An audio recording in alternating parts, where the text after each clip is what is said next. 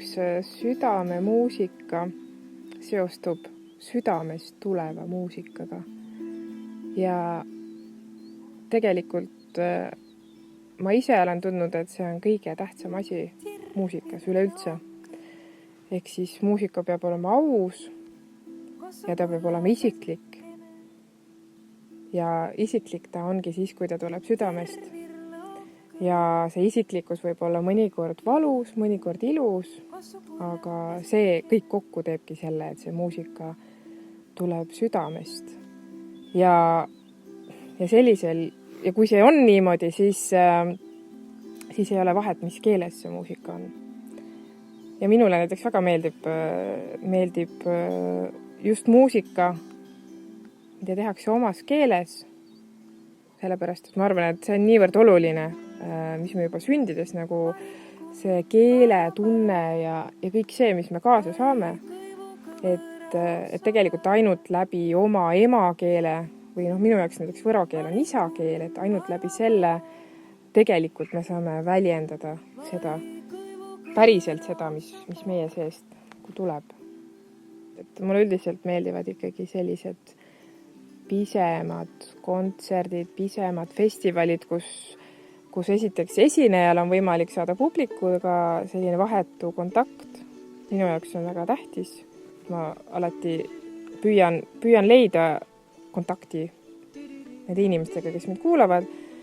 Ja teiseks siis see, et see publik omavahel ja et neil oleks nagu selline vahetu võimalus kohtuda. Ja ma kujutan ette just sellisel väiksel Võromaa festivalil, et võib-olla kohtuvad ka kohalikud inimesed, kes võib-olla omavahel muidu ei kohtuks.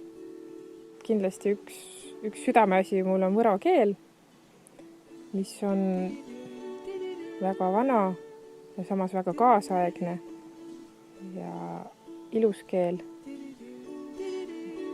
Vanim keel, mida Eestis tänapäeval räägitakse. Minu jaoks nagu see võro keel on avanud muusikas uusi uksi, sellepärast, et seal on teistsugune rütm, kui on eesti keeles. Et eesti keeles on need teised uksed. Eesti keel on lauge ja võro keel on künklik. Et siis sellepärast ma saan kirjutada laule eesti keeles ja võro keeles.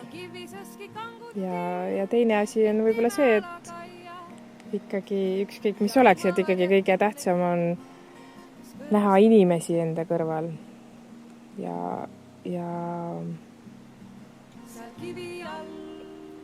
hoolida neist inimestest, kellega koos me elame ja tähelepanelik olla. Ja üks asi veel on see, et süvenemist tahaks, et oleks palju rohkem. Nii inimeste poolt kui ka muusikas.